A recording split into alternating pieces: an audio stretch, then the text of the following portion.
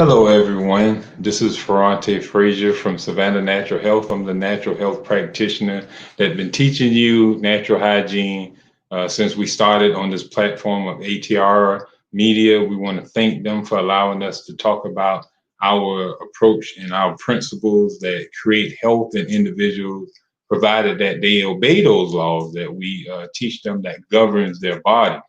A lot of times we think that we can go about life just living indiscriminately, haphazardly, and destructively.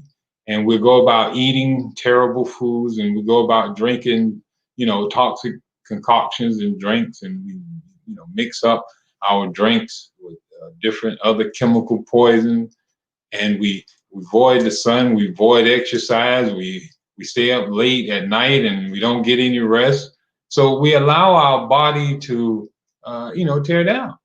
And these things that, we tend to try to correct. And a lot of us don't realize that there are other issues that create disease as well, such as stress. Stress equals.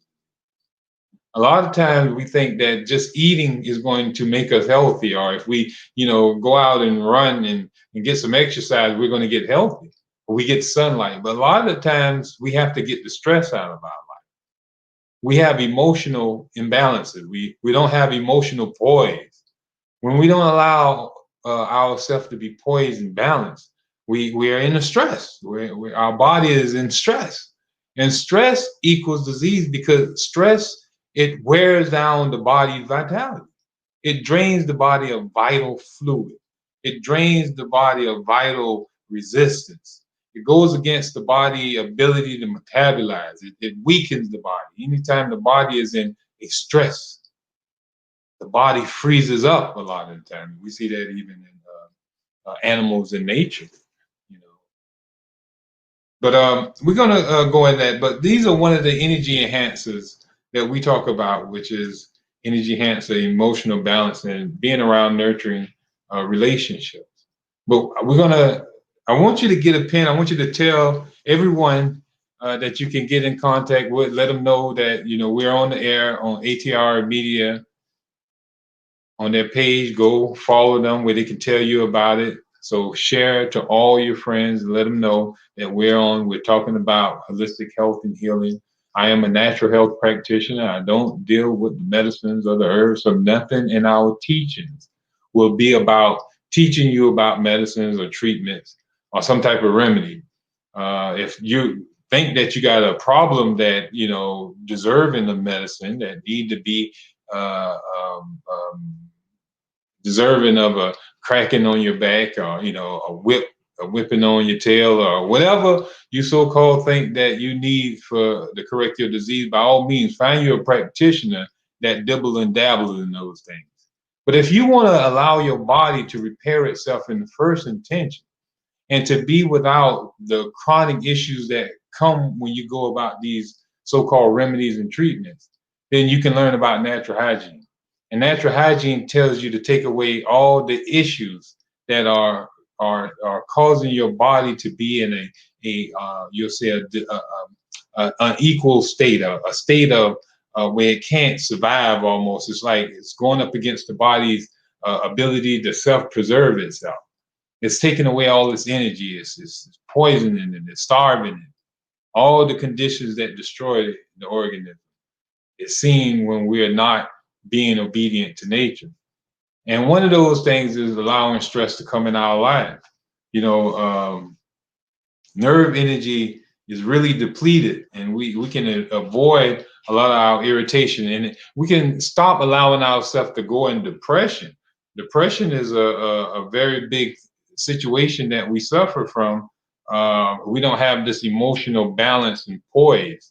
That emotional balance and poise is going to stop the stresses in our life. So we're going to talk a lot about emotional poise and balance. All right. And we're going to talk about the signs of depression. All right.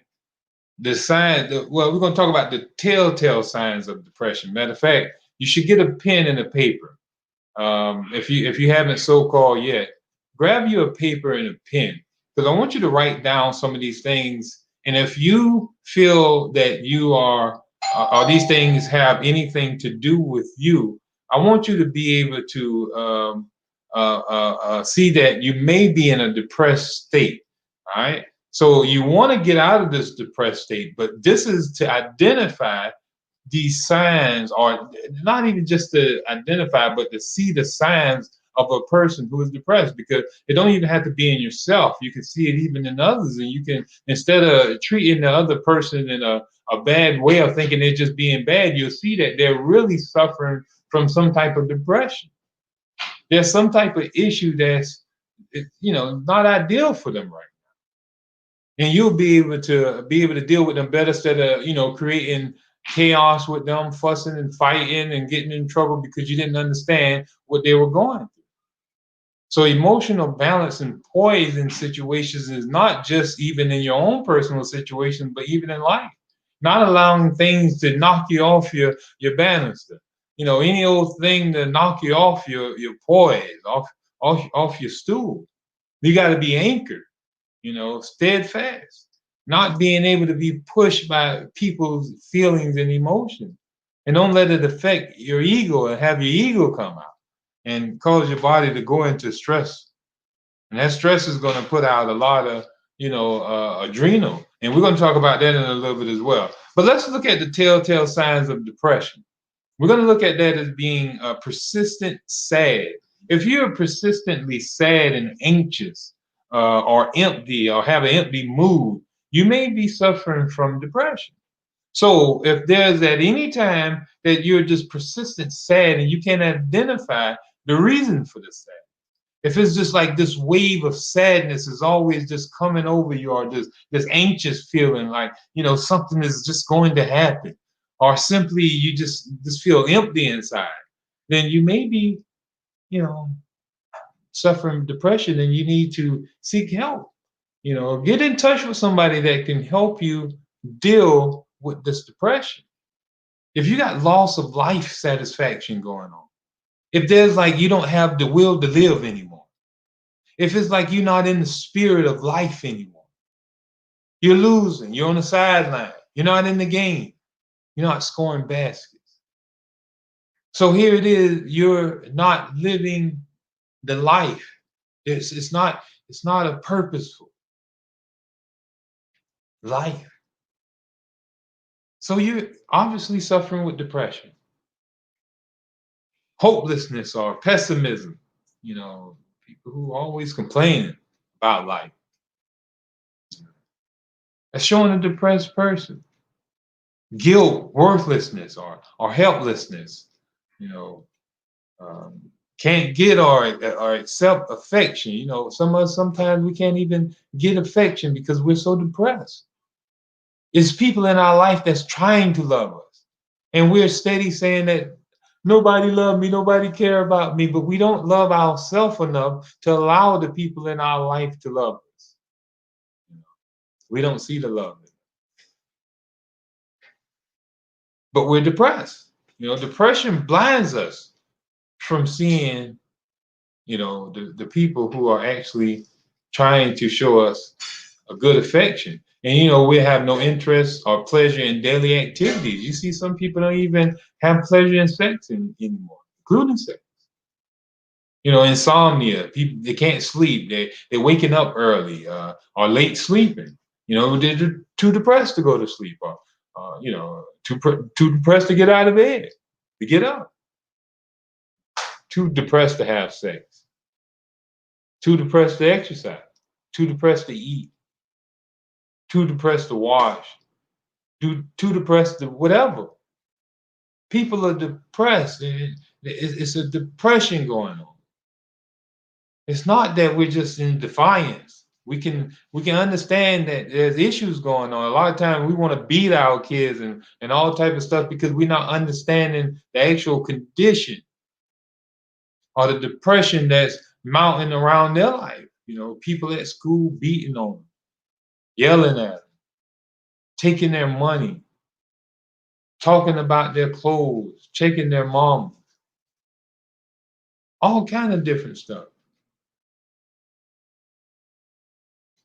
Things that might not matter to us will cause stress to them. Who knows anyone's stress level? Everyone has a different stress level. There's no marker to prove what is just I've had it to here. Well, that's your I had it to here. Someone else I've had it to here can be, a different marker. They probably can't stand nothing but one curse word, where another man can stand a barrage of curse words hailed at him.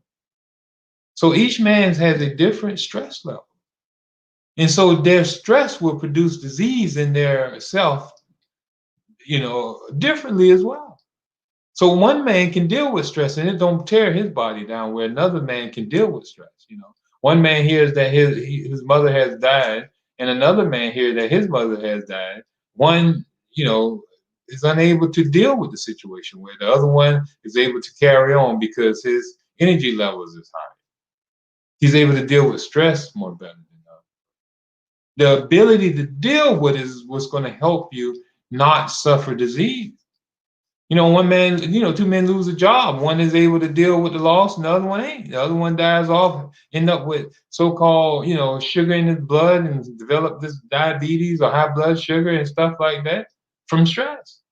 A lot of people have gotten this so-called high blood sugar from just the stress of losing a lot of money on the stock market. A lot of the brokers noticed that there was a rise in high blood sugar or diabetes in those marketers during a crash or something like that, when they're worried, stressed, and stuff like that, the loss, thinking that they've lost a lot of money and all type of things, living in a low vibration, allow this diabetes to or this sugar to be released because the body was in a state of fight or flight. So for the body to be in a state of fight or flight, it have to be fuel to go. So what's the fuel to make the body stimulated and go? Sugar. So the body have to dump huge amounts of sugar in the blood to help you fight or fight. And we're going to get to that in just a minute. But also weight gain or weight loss shows depression. Drug and or alcohol dependency shows there is a form of depression. Physical aches and pains in our body.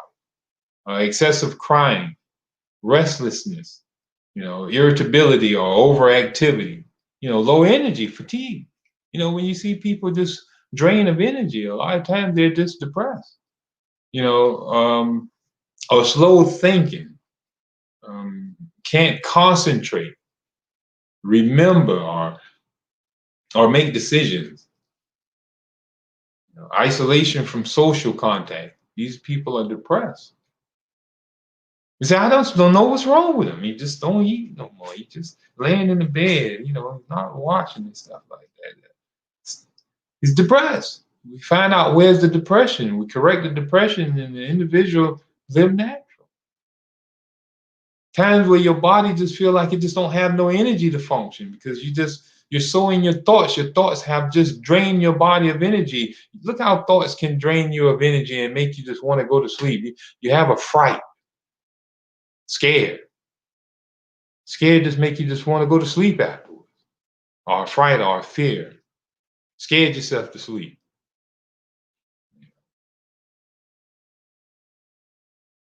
But we isolate ourselves from around people. We're too depressed to be around people. We don't want to see other people happy, and neither do we want to see our own self happiness. We're stuck in the past or something like that. Now, all these, what I'm saying, don't have to be true in every case. Some things may be there and some things may not be there. But depression is still going to be evidenced by these signs. Thoughts of death or suicide, and suicide attempts. And if you know of anyone that's, having thoughts of suicide, talk about it. Let somebody else know about it. That's no secret to keep amongst each other. Somebody might just be so depressed that they just can't see an option or a way out. And that's where it takes qualified people to help those people, call 911 and get some help for those people or somebody where you can help those people save a life. You might save that life, in those depressed people who may be, contemplating suicide or some type of harm to themselves. Now, if you suffer from 4 or more of these symptoms that we were talking about, for more than 2 weeks, you may be depressed and in need of, some energy enhancers. If you get your energy back up, you can deal with stress.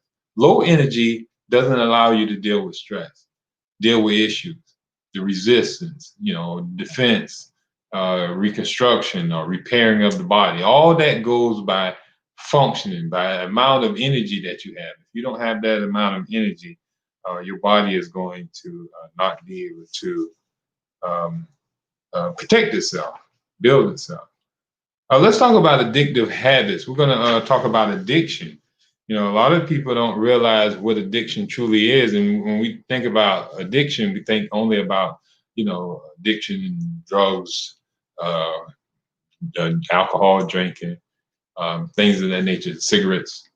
We don't think about addictive eating, addictive television, addictive, um, Facebooking, addictive church going, addictive whatever, reading books, addictive playing music, addictive something that just allows the body to just use up energy, because to use the body is to lose the energy of the body, because it takes energy to function.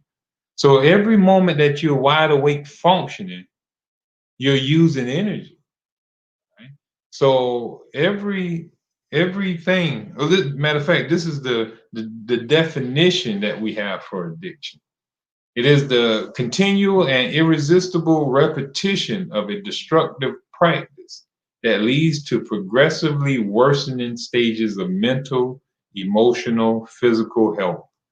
So addiction is pretty much saying the bitter enemy of our health seeker, because it's just saying that it is a repetition. It's just a repetition. It's just doing something over and over again that is actually destructive. You're in an addictive cycle of habits. You're in an addictive cycle of doing something, and you just can't stop. It's like you're on a roller coaster ride, and with no brakes on it, and until it come to a crashing in, or you just somehow get up enough muster to hop out of the seat.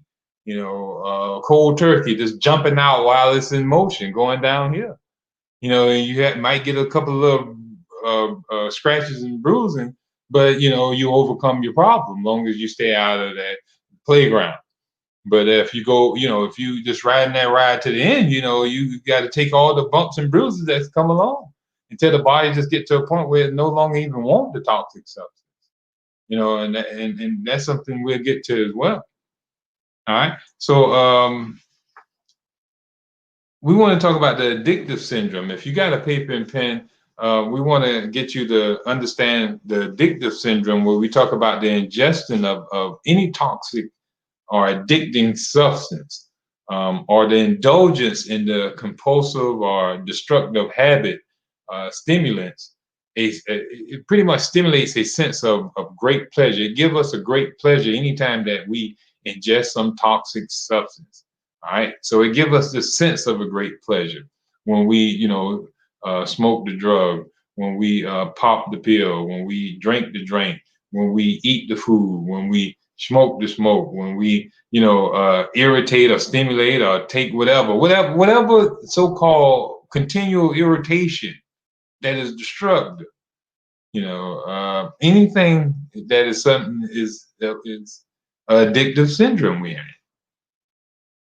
All right, so we may think that it's a great pleasure, so extreme well-being, and we get this euphoric feeling from these things. That's what makes us want to continuously do it. This is just what we're seeing. If you're not aware of a lot of the things that going on, not just in your life, but even going on in some of your family members' life, you can see what someone might be suffering from. Now you can understand why they're acting the way they're acting. They're not acting the same because they're under some influence, some type of irritation or stimulation, or some habits are not have them aware of how to properly act, or they're suffering because there's some not only it have to be a addictive habit of a poison or a stimulant through drugs or drinking or something like that. Like I said, it could even be addictive thoughts. Our thoughts can be just as toxic as well. So there's many ways. Now don't think that we're capping it off at just drugs, drinking, or sex, or any type of other things that we know of addictive habits. But there are many. There are pages. We probably can have a book of different addictive habits that can cause a lot of issues in us. Miss Deanna is up here. I really wish I could have bring you in, ma'am. We were talking about how to get you in the show because I definitely want to hear your outtake on which we were talking about on yesterday about the fight or flight response because we're going to talk about it in here in just a minute. Just hearing you talk about it the other day was confirming this is what we need to talk about up here because a lot of us are allowing our body to be in the stress mode and draining ourselves due to us constantly being on go. We always on go. We always on fight or flight, response. We're gonna fight or we about to dip. So we're on go always. So we're constantly releasing the the adrenaline in our body, and that meaning that our adrenal glands are never getting rest. They're constantly producing the stimulant. This is one of the most toxic substances to the body that causes it to go. It causes it to go into hyper mode. All out war. And but you say draining relationships also cause depression. This is true. We talk about at the beginning of this that we were talking about emotional balance and nurturing relationship. Relationships definitely put a lot of stress in your life, especially when the communication or bridge gaps in the relationship where you have people who are allowing egos to enter into the relationship when the relationships are not close knit.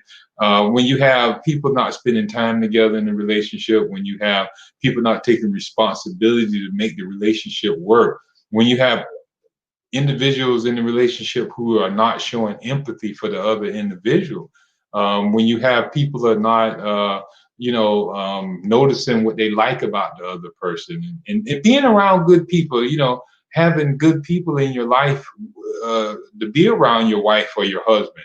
You want them to be around other husbands that are being good. He hanging around people that ain't good, that's what he's going to be. If she hanging around people that ain't good, that's pretty much what they're going to be. There's some, changes to that, but for the most part, you want to hang around good groups. You want to hang around good people. You want to be around, if you want it, hang around those people who have it. You're going to learn how to get it. So this is just setting your environment up for success. That's the main purpose that we're sharing this information for you. Look at it in that manner. Nothing to be offensive, but to look at it as I'm just setting my environment up for success. A lot of times the addict feels he is firm control at the beginning of an addiction. We feel that we are in control of this. I can control eating this. I can control this relationship. This is just going to be a one-time thing. Then it's like Beyonce say, how did we end up in the kitchen like this? Oh, baby, I don't know if I'm saying that correctly, but it creeped up on us. So the first time you didn't think it was going to be this, but this is just something now I'm addicted. In such a way because this is all I think about now. Miss Deanna Williams says, cut off all energy vampires. Yes, anything that's sucking your energy, you want to make sure that you want to cut off here because that's going to stress out the body. The body will be at stress. But the individual, he's definitely feeling like his addictive thing is like evil food now. He's feel more stimulated. This is a new stimulation going on. He has control of it. I can stop at any moment that I wish to. I can do this. I have this power. All knowing a while that he's building up now a need for more. The chronic stimulation demanded by the addict eventually exhausts nerve energy. So your all that stimulation soon causes you to even get more tired.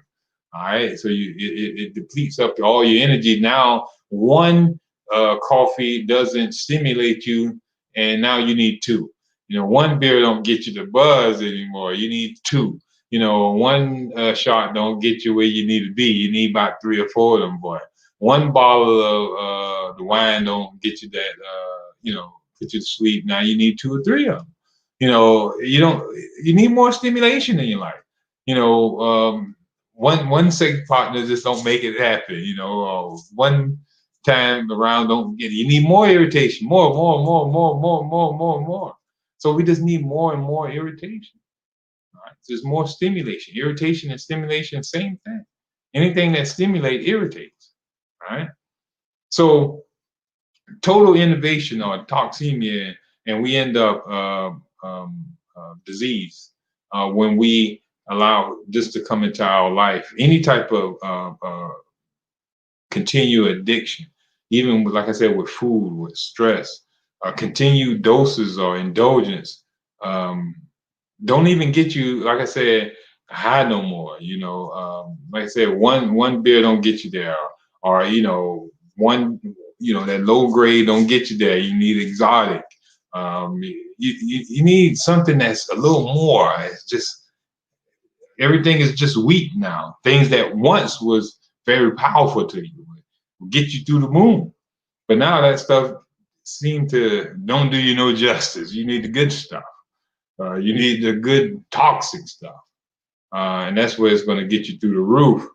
Um, Painful withdrawal symptoms is seen as we go down this addictive syndrome, both physical and emotional and mental. We experience periods of abstinence.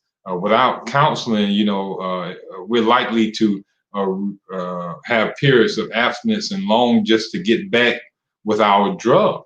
If we don't have no one around us or good energy around us to help us get out of our addictive substances. We're coaches for health right now. So if an individual have a problem with eating, I'm going to pull the individual away from it. I'm going to be there to coach that individual that he don't need to eat this food that has been causing his health issue.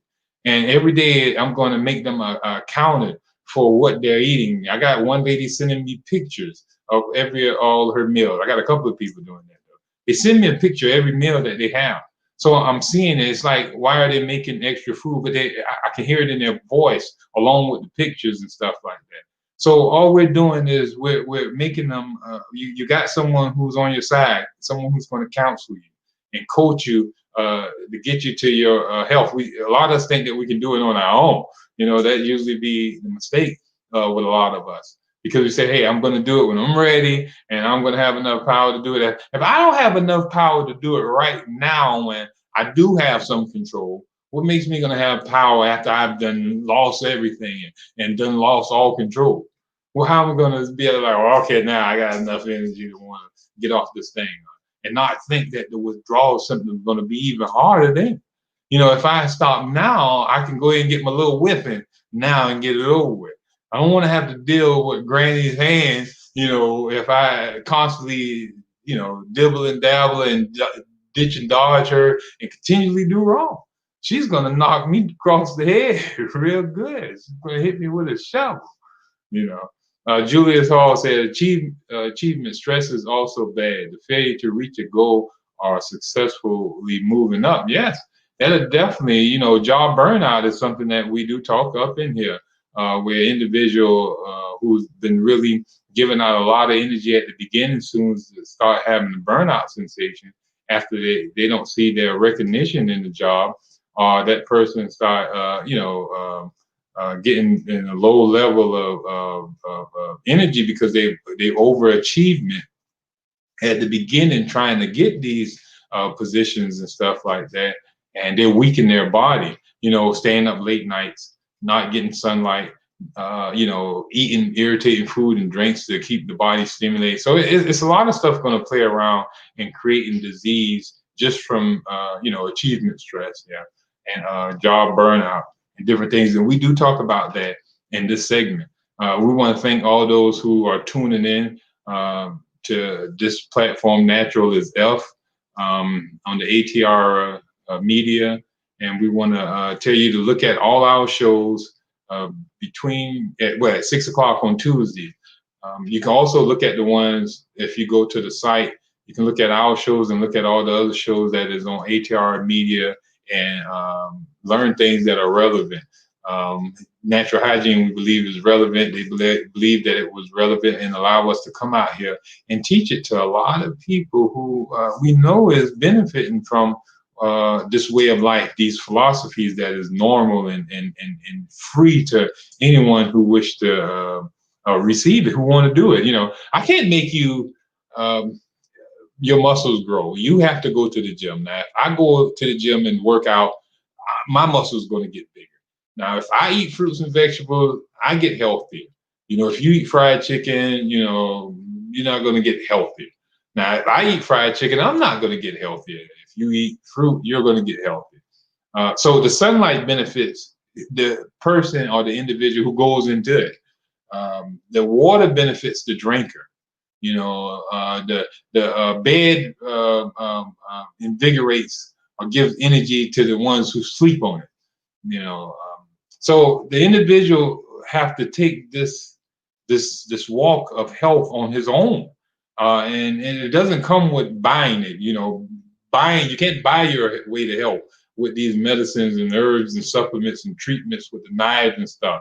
We want to live a haphazard lifestyle, and we want to use the medical art to so-called cheat us away from death. But if we want to have this thing, a painless death, where we're not suffering from any disease or suffering, we just go out at an old age, a painless death, instead of all this suffering and situation that's going on in our world today. There's no one who's dying natural death and just laying down their life anymore. Everything is almost tragic. We're talking about natural. Everything seems like it's tragic. If it ain't this, the person dying from, they're dying from this. They're dying from cancer. They're dying from this. They're dying from this man-eating virus. All the stuff that's going on. It's not normal. All that sounds like torture. So this is what's happening to us because we are not building up high amounts of energy. We're allowing ourselves to go down addictive habits, not even just in ourselves, but in a whole. We got to get help. We got to get out of our compulsive habits. When we're in our addict state, we become dependent on the substance or just to feel good. For us to have a good day, we gotta smoke, we gotta drink, we gotta eat this, or we gotta have breakfast, we gotta, have my coffee, I gotta drink this tea, whatever it is. We get into that addictive thing that I gotta do. If I don't do it, it's just not gonna be right. It's like an OCD. It's like there's something that just gotta be done.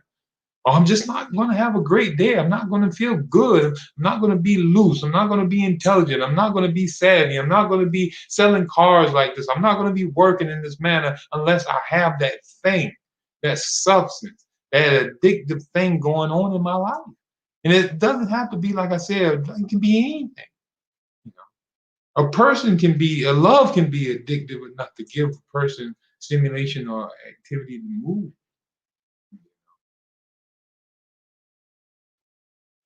But we can't manage it. We get to a point where we can't manage our addiction. Because we get to a point where we can't feel no fulfillment of it anymore. We isolate ourselves from people who care about us. And not only do we get away from the people who care about us, we tend to get around people who do the same thing we do. Get around people who are not going to judge us per se. How one man going to tell me to stop smoking crack if he over there hitting the pipe? So I need to hang out with crackheads if I want to smoke crack safely without nobody talking about me, with nobody saying anything, judging me, or anything like that. They're not going to judge me. I do want to talk about the fight or flight response. Let's see what Deani Williams says here. She says, natural hygiene is self-love. Self-love is an intentional daily lifestyle change and practice. It is time for us to love ourselves. Yes, we definitely have to love ourselves and get knowledge of how to take care of ourselves. That's the thing. Get the knowledge of how to love ourselves by taking care of ourselves, protecting ourselves, from any poisons in our environment, start cleaning up the environment, because the environment is us as well, because we are the water that is on the earth. Our body is the air that's in out there. Our body is the sun and all these other things. So we got to make sure that those things are healthy and that we can maintain our life here on earth. But let's get into some of this stress. Let's talk about that a little bit, because you remember we were into the addictive syndrome, and we tend to, when one thing don't tend to be too good, we have to try something different. And we even see that in laxative. We have one laxative that works, and we see this in a lot of medicine. The doctors even use that. After a period of time, you get a feel good from a medicine that you get from a doctor. You know, you've been suffering with this health issue, and you go to the doctor, he give you a medicine, and oh wow, the issue that I was suffering from, now I'm unaware of it. I don't feel it no more. I'm not having any outbreaks or inflammation or any flare-ups or anything. All because I took this medicine. Then I take it. I keep taking it because I'm on a schedule to keep taking it, because the doctor said if I stop taking it, my issue might reappear and it may become worse. He said I need to just keep taking this thing. So I keep taking it, and for a minute, yeah, it do work. It seemed to work. It appeared to work. And then after a while, I noticed that I'm still now having flare-ups, even though I'm taking the medicine the way the doctor told me to take the medicine. I give him a call, and he tells me I need to up my dose. It seems like your disease is progressing. Well, I thought you said that I take this medicine, I won't have these flare-ups. This is to stop the flare-ups. Well, you take 2 of the pills, and it'll work. So I take 2 of the pills, and sure enough, the doctor, he's a wise old doctor. He tells me to take 2 pills, and I take these 2 pills, and my issue disappears. No flare-ups, no inflammation, no pain or anything going on in my body. So then I goes on, and I after a week or so, I start feeling these pains and issues and inflammation back in my body. And I call my doctor, and he's saying, "Hey, man, let's go up to 3. We go to a stronger dose, and we do this until now the medicine has no effect on me. I can take the whole bottle of pills, and it does nothing for me. Whatever is going on in my body is just going to keep the path that it's on. It's not going to be interrupted with this poison anymore. I can take my body just didn't say, oh no, I'm just not going to worry about it. Now, if I take a new poison, then we got action again. You know what I mean? Because this is a new intruder into the body, and the body got to learn how to build up a tolerance to it too, or learn how to accommodate without dying off. So it have to go through a period of understanding how to deal with this new toxin until to a point where you taking the whole bottle of Bear, you taking the whole bottle of Tylenol. None of this stuff works. You can take toes and loads of laxatives, and you just don't have no bowel movement whatsoever. You need dynamite to get a bowel movement. So you build up a tolerance to it. You're hooked. Now, addiction is any process over which we are powerless. All right. Miss Anissa, how you doing, Miss Barnwell? You say stress will kill you if you stay under it long enough. Yeah, stress will wear the energies of the body out. Depending on the stress, the more stress, the more energy needed to resist that stress. Less stress on the body, less energy required. If the body can maintain high levels of energy that the stresses are covered with this energy, then you'll never suffer disease. But if your stresses are so high that they're more than the amount of energy that you can generate, then your body is not going to be able to keep high levels of energy to resist the stress that you're going under. That's why you see a lot of people get sick during funerals. People get sick during winter because you're going through stressful time. You're going through a time when the temperature is low and the body have to use up its own energy to bring it back up to homeostasis. The body got to maintain a temperature of 98.7 or up in that area somewhere. Now, if it go too low, if it go in the 92, 90, and 89, the body starts warming itself up. All right. So it's going to self-warm itself. It's going to drain. It's going to pull the blood away from the organs and take it into the skin, to warm the skin up. How you doing there, Kamada? But this is how it's going to warm itself up. It's going to deal with the stress. It's going to use up energy to off balance the stress that's coming from the winter. The winter is stress on the body. The sun, when too much sun is stress on the body. When too much eating food and the more toxic the food, that's a stress on the body. We're not in a good emotional thought pattern, that's a stress on the body. When we ingest poisons in our body, that's a stress on the body. Stress equals disease. Because when the body drains its energy, when it has no energy to resist the stresses anymore, because see, it resisted it for a long time. That's why you don't see the young as sick as the old, because the young have energy to resist the stress of the toxins that they're ingesting. They can eat the hamburger. We used to eat the hamburger. We used to eat 2 and 3. We used to drink 3 and 4 soda. We could eat bags and tater chips. We could do all type of stuff when we were younger. We had resistance. We had energy. But now our energy has been depleted from those very same things. And those same things now cause us distress when we have allowed our body to get to low levels of energy. So stress will drain the vitality of the body. It'll cause some people to grow old overnight. You'll see them grow gray from being stressed, worried, and fear. Those things will create, disease, addictive habits. Now, we'll talk a little bit about the adrenal rush, the adrenaline rush. It's pretty much talking about the fight or flight response that we were just talking about as well. You got the fight or flight response where it says is triggered when the person perceives a situation as threatening. Whenever someone perceives a situation as being threatening, it triggers hypothalamus activity, which is in your lower part of the brain or in your emotional state. Your hypothalamus, it talks or it influences or it transmits energy or it transmits signals to your pituitary gland by releasing ACTH. Now, you don't need to know these things too much, I'm saying. But these things are scientifically just telling you what's going on during the fight or flight response. Your body is going through things. There's changes going on.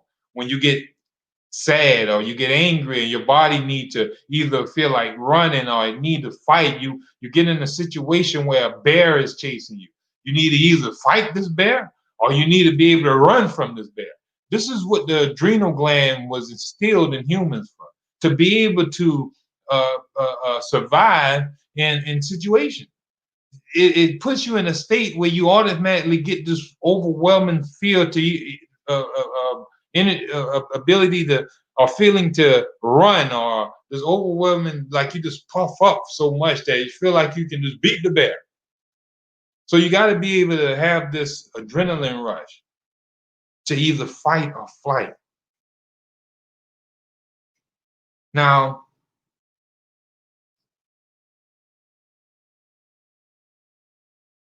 we can see that even when a person is having an adrenal rush or hyped up, ready to fight or anything like that, we see that they have different symptoms going on in their body. They're able to make the blood go to certain organs, go to the muscles where they can, if they plan on running, it tends to go to the leg muscle. If they tend on fighting, it tend to go to the arm muscles, and if they tend on running, it tend to go to the lungs and different things of that manner. Wherever the individual decides to either fight or flight, the body tend to listen and react to this stress.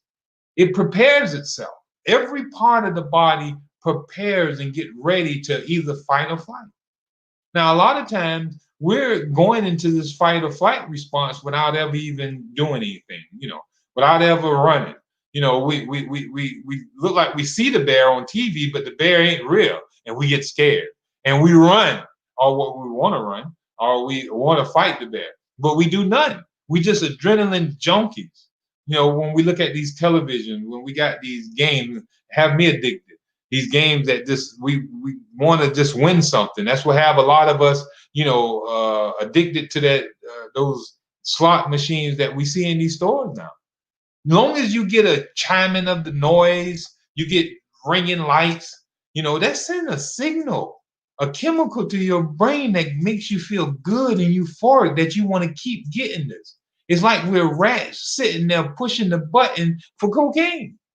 It's like we can't stop. It's just an addictive habit. We're in an addictive state because they've learned how to, certain stuff in marketing, they've learned how to make us addictive to the very things that are just going to drain us and make us sick and toxic, or just keep giving their money, our money away to them. But imagine if the lottery have it where you get tickets, you win tickets, you win tickets, you win tickets. Every now and then some big winner in the neighborhood. That just keep people wanting to play. Have it with, balloons and all type of stuff like that. Everything just look like you're a winner. And you will indulge in. Now, it's also, like I said, we're pretty much stimulant junkies. So that's the syndrome too. It's not just the fight or flight response, but it's also us being stimulant junkies. All right. It's a stimulant junkie syndrome. Or we can get scientific with it, and we call it the physiology of fear, and the opposite to rest and sleep. All right. Now you got a lot of stuff going on when you're in the fight or flight response. You got glandular system. Now the glandular system, a lot of people don't know what that is when I say the glandular system. But that's your hypothalamus gland, that's your pituitary gland, that's your sweat glands. Y'all know what sweat glands is because you sweat from them. Your digestive glands, those are the glands that are in your stomach that digest the food you eat. Your pancreas, your liver, and your adrenal glands. All those glands are what we call glandular. That's the glandular system. Those are all your glands. And they release hormones and neurotransmitters and different things of that nature. But that is disrupted or that's increased during a fight or flight response. So imagine if you're always in a state of fight or flight, then you're never giving the digestive gland a chance to rest. You're never giving the sweat glands a chance to rest because you're always sweaty, anxious, and palmy because you're in a fight or flight response. You're always sweating. You're always, overheated or temperature up because you're in the fight or flight response. You're on fire. You're on ready to go, but you ain't going nowhere. The digestive system suffers when you're constantly in a fight or flight response because whenever you're stressed, your body is going to release this adrenaline. So any stress in your life, you're going to have the adrenaline release. So these are the issues that happens when this adrenaline is being released. Your digestive system become arrested or halted. The peristaltic motion in your stomach. People can't digest food or move food through their body when they're under fear. Imagine a man who's been sitting at a table and he's sitting there, came in from a full day's work. I mean, he's ready to eat a horse. And he's sitting there at the table, and just as he in the middle of tearing down into that horse, somebody knocks at the door and say, "Hey, man, your mother just died in a terrible accident on the highway." You think he's going to sit back down and eat? His appetite has been suspended. This situation has stopped him from even wanting to even tear into anything that was just a few minutes ago delectable, pleasing to his sight and his taste. But he now, after hearing the news of the loss of his mother in a tragic accident, has lost all appetite. So he has been given a stress that has stopped his body ability to digest food or even want food.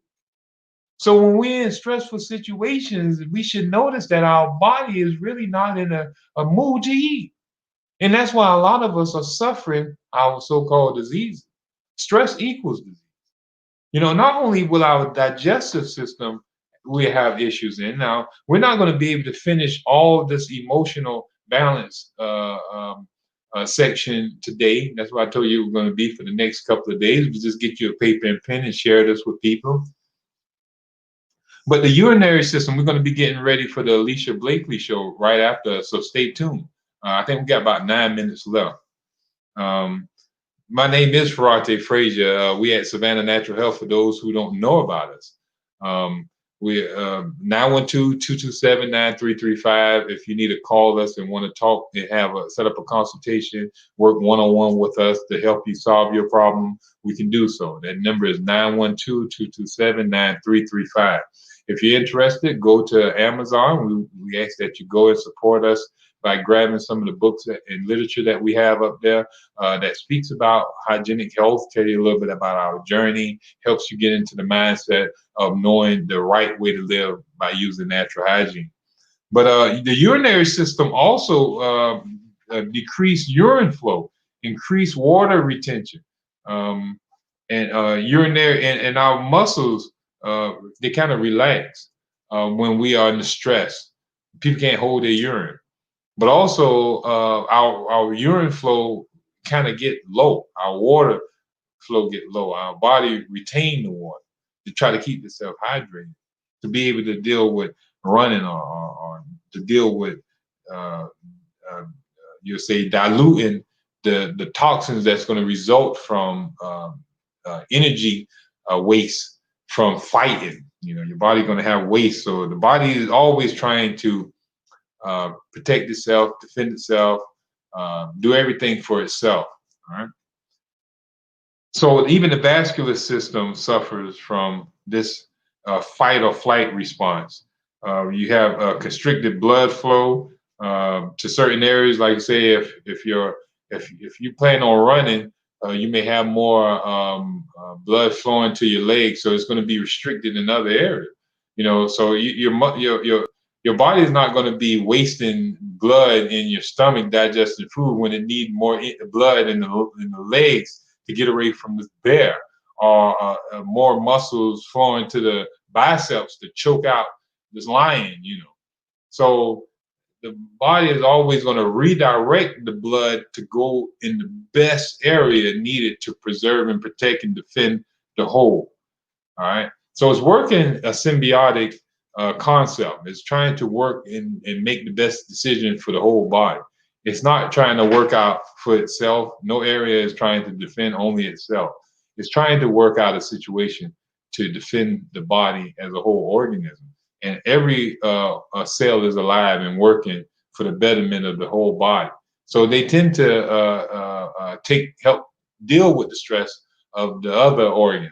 But in doing so, it eventually burned those organs out too. We're suffering from liver issues. The liver don't break down toxins correctly. The toxins now being released out of the kidneys without being broke down properly. The kidneys get tore up and filters get ripped up. Now you're losing potassium. You have all these issues suffering from just one issue that never was corrected, or one stress that leads to another stress that just broke down the system prematurely. We go into brain vessels, digestive vessels. All the different vessels have these issues of blood flow going on. The respiratory system. We have to be able to accommodate more air if we running or if we're fighting, and we're always in this state of adrenaline rush, even when we're not doing anything. And it's not always stress that is stress from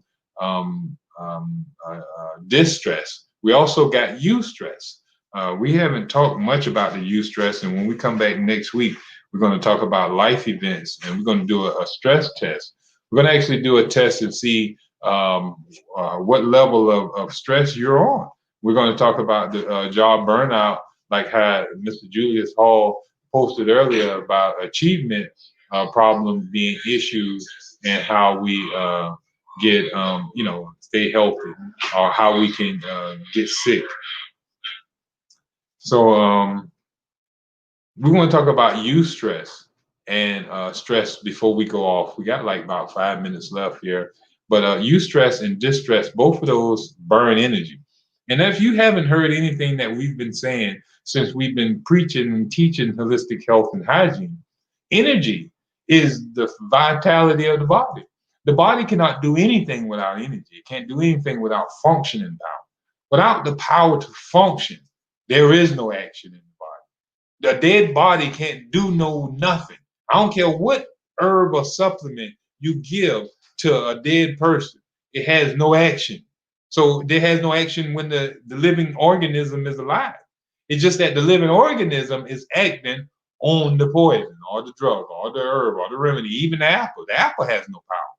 The body has to act on the apple. It has to break that apple down and absorb it into itself and make itself out of that apple, the components of that. But the apple ain't did nothing. The apple just came in, and it didn't even come in. We brought it in, we chewed it, and we swallowed it, and we brought it down as a bolus into our stomach, and the digestive enzymes from our body jumped on it and started breaking it down into, simple glycogen and simple sugars in a monosaccharide, turn it into a simple sugar.